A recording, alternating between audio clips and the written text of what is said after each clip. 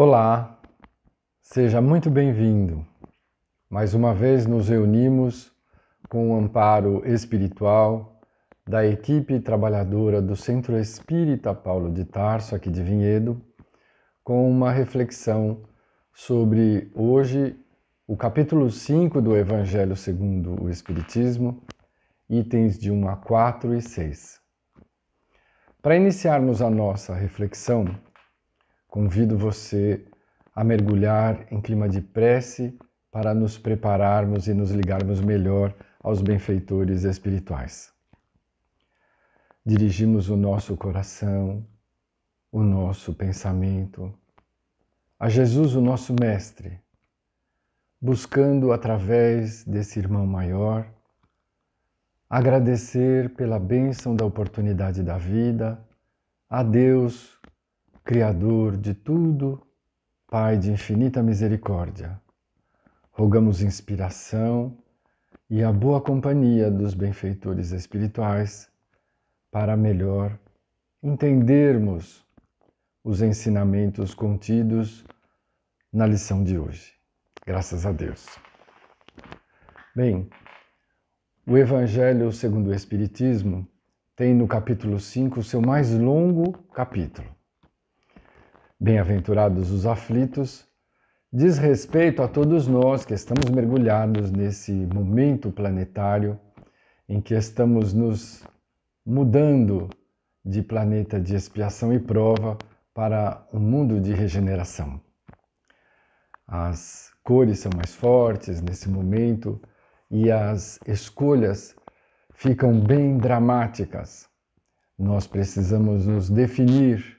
Depois de 2000 anos de convivência com os ensinamentos de Jesus, é momento agora de colocarmos os nossos pés, as nossas mãos a serviço do bem e da luz e entendermos melhor como se desenha esse caminho. Há 2000 anos atrás, o Mestre Jesus, um presente verdadeiro de Deus, nos enviando um espírito de tão elevada condição para que pessoalmente mergulhasse nos veículos de manifestação, nos corpos materiais, para nos ensinar, para nos dar modelo de como devemos nos portar diante das leis de Deus. Este mestre tinha muitas limitações para nos alcançar, porque não tínhamos nenhum acúmulo espiritual, nenhum entendimento.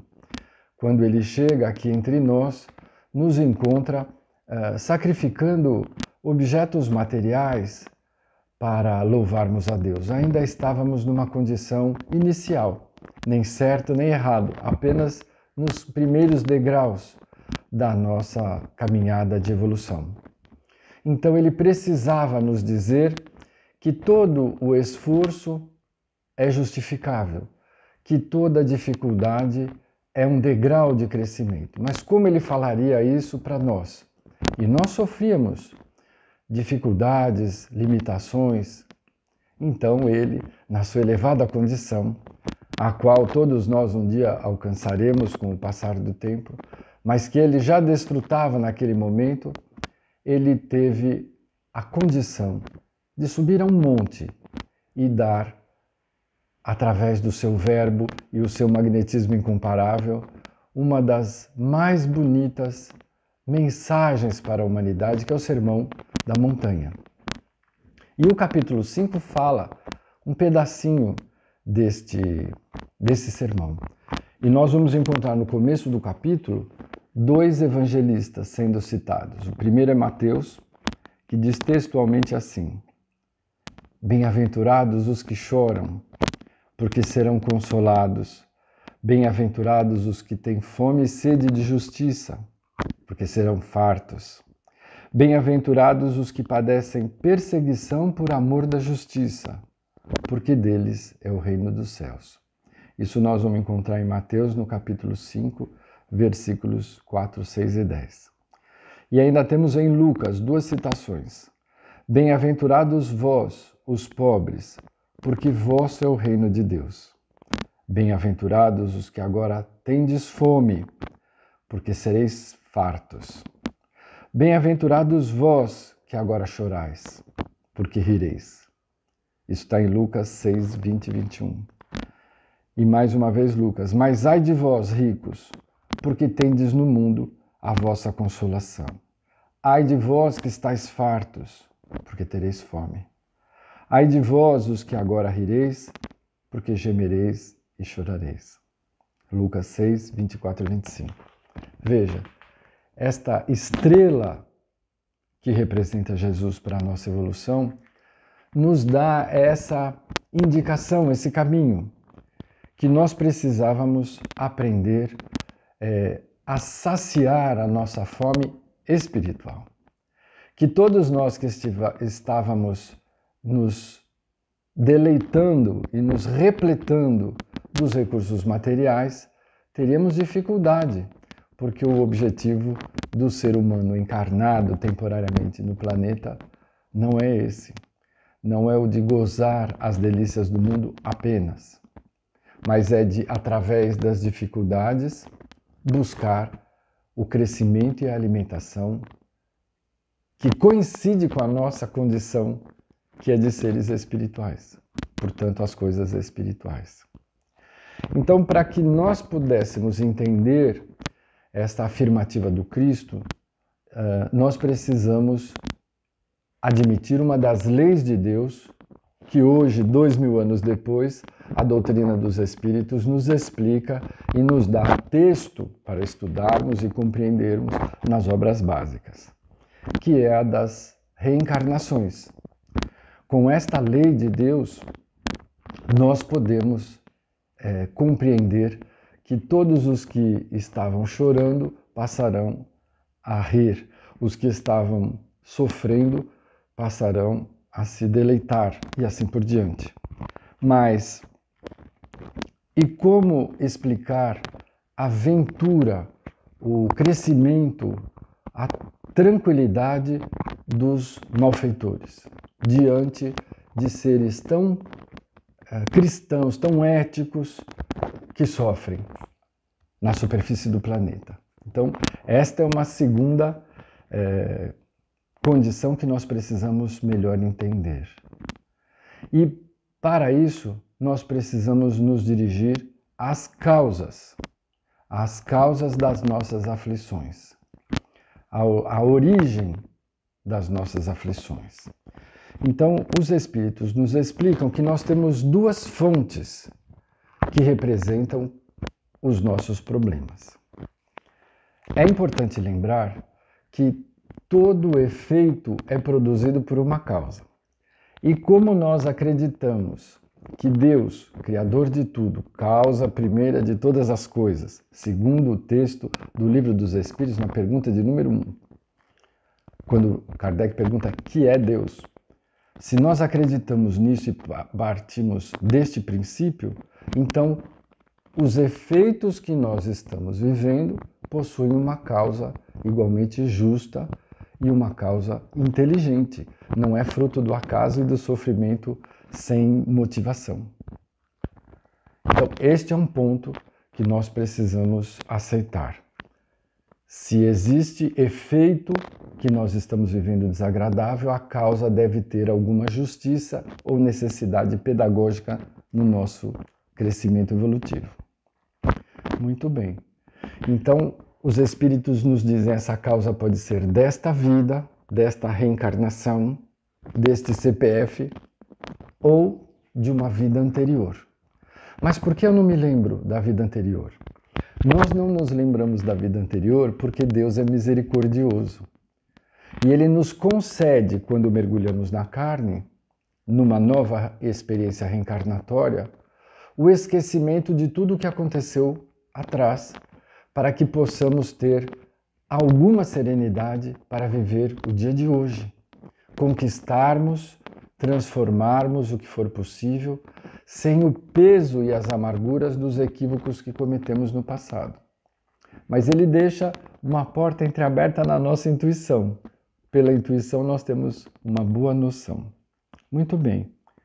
Então, nesta encarnação, as causas são aquelas que nós podemos fazer um retorno numa reflexão muito honesta, sem desculpismo, e vamos chegar à conclusão de que estamos vivendo uma situação por termos feito ou deixarmos de fazer isto ou aquilo. Então é o caso, por exemplo, da nossa saúde. Por que estou vivendo problemas tão sérios de saúde? Então eu vou começar a retomar os meus hábitos e vou perceber que cometi extravagâncias, que deixei de tomar atitudes saudáveis, isso ou aquilo. E aí a gente entende o porquê de estarmos vivendo situações tão difíceis.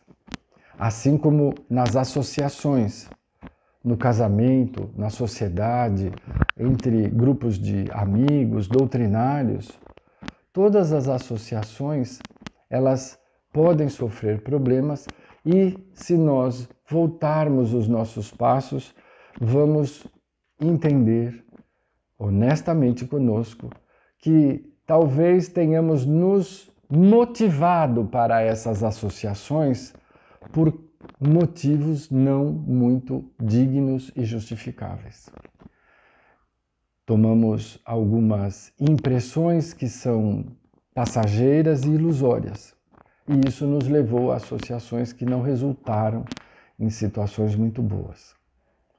Podemos observar as causas nesta encarnação de situações que vivemos com os nossos filhos, os nossos dependentes, e voltamos nas nossas ações e percebemos que talvez tenhamos de proporcionar os exemplos ou as corrigendas, os instrumentos que podiam modificar, dar equilíbrio, força, limite, rumo para os nossos dependentes e talvez não tenhamos dado, vivendo uma situação muito amargurosa no dia de hoje. Todas essas dificuldades que têm causa nesta encarnação, embora sejam muito difíceis, nós podemos interferir nelas todas. Com o momento em que tomamos desse conhecimento, tomamos lucidez da situação, pé da situação, nós podemos contrapor com atitudes que minimizam as dores e as dificuldades. Nem sempre podemos neutralizá-las completamente, mas podemos já agir de forma a compensar, equilibrar, harmonizar, apacentar, curar velhas feridas. Muito bem.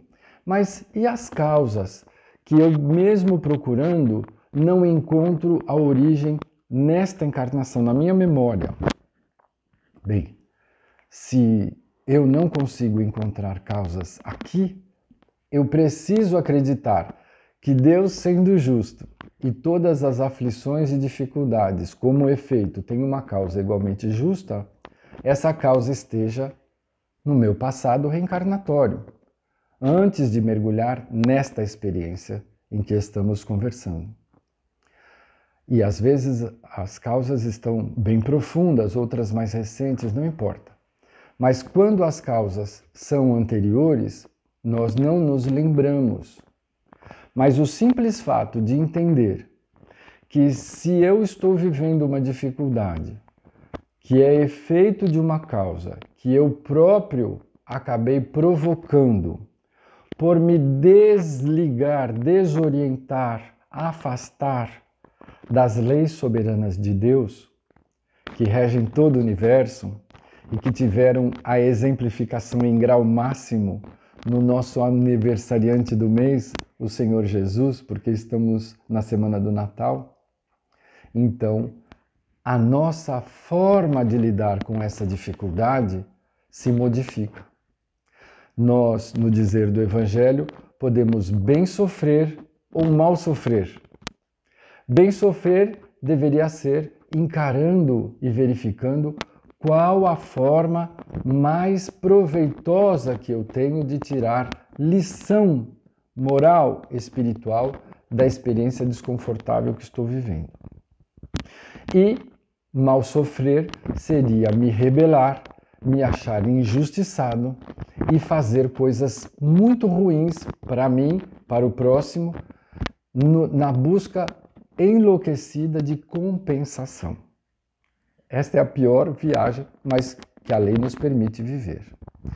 Então aqui nós tomamos como exemplo a nossa própria condição de seres encarnados.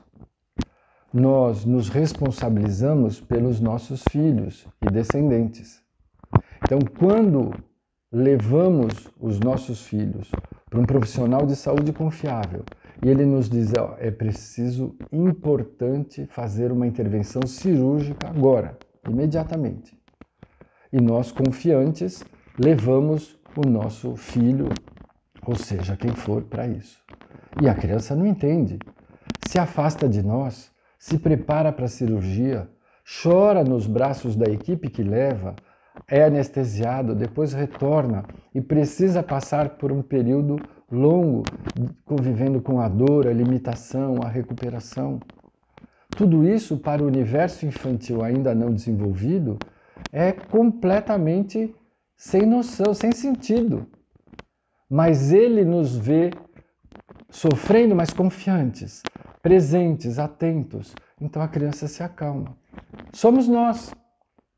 Quando o pai exige de nós uma cirurgia, uma atitude corretiva, que vai melhorar o nosso desempenho, a nossa saúde, que vai beneficiar a nossa autoiluminação, a nossa compreensão, o nosso desenvolvimento, objetivo para o qual todos nós fomos criados, então, mesmo que nós não entendamos aquela, entre aspas, violência que estamos vivendo, passamos por confiança no Pai de amor, de sabedoria, integralmente bom, justo, sábio, insuperável nas qualidades, nós passamos a encontrar uma forma de nos acalmar, porque sabemos que estamos em boas mãos, porque sabemos que as dificuldades têm um objetivo que nos vai trazer benefícios, embora esses benefícios nos estejam custando dor, suor e lágrima. Mas tal é a lei. É importante lembrarmos que enquanto estamos ainda tendo uma melhor forma de conviver com a lei de Deus, para trilhar com os nossos próprios pés a sua rota estreita, nós ainda lidamos com os equívocos que cometemos. E corrigir esses equívocos sempre vai nos custar dor e lágrima. Mas não importa, vamos viver a dor e a lágrima para corrigir, para voltar à rota, porque este é o nosso objetivo. Então, passamos a entender as anotações de Mateus e Lucas que nos falam do Sermão da Montanha, que seriam bem-aventurados os que estivessem sofrendo porque seriam consolados, chorando porque ririam. Que melhor símbolo do que esse? Nossa consciência pesada, atormentada pelos equívocos que cometemos, e o Pai nos dá uma lei que nos diz, olha, não precisa viver um constante processo de culpa, de sofrimento, de dor. Você pode mergulhar na carne, eu te darei o esquecimento do que você fez e você conquista a neutralização dessas dificuldades. Então, vivemos, bem sofremos, admitimos que o Pai é justo e bom, misericordioso a ponto de nos dar o benefício da correção e saímos da reencarnação, voltamos à pátria espiritual sorrindo de alegria e de gratidão. Fica bem mais fácil entender as dificuldades assim. Então, o que nos oferece hoje o capítulo 5 na nossa reflexão? Precisamos melhorar a nossa relação com Deus, trazer o seu conceito para a vivência do nosso dia a dia, lembrar que somos filhos muito amados, que não vivemos tormentos desnecessários, mas que toda dor tem uma intenção de correção, se nós estivermos atentos e submissos às leis de Deus. E que nós podemos, mesmo em meio a tantas dificuldades, por sabermos que elas serão os degraus da nossa evolução e transformação, nos tornarmos, embora com dor, seres que se alegram de esperança e de gratidão. Assim, o convite de hoje é para valorizar o aspecto espiritual da nossa vida enquanto estamos aqui reencarnados e viver os aspectos materiais, porque temos um corpo igualmente material, mas sem pôr a prioridade sobre eles. Assim, fica o nosso convite para a vivência do Natal que se aproxima, para vivê-lo de forma a conquistarmos e exercitarmos as nossas possibilidades espirituais. Lógico, vai ter comemoração, somos humanos e precisamos disso, de reunir os nossos grupos, de atender às nossas necessidades, mas que isso não seja o mais importante. Que o mais importante seja o quanto estamos caminhando na direção daquele que nos foi dado como modelo mais importante e que tomamos como mestre, o Senhor Jesus. Feliz aniversário, Jesus! Muita paz a todos os corações.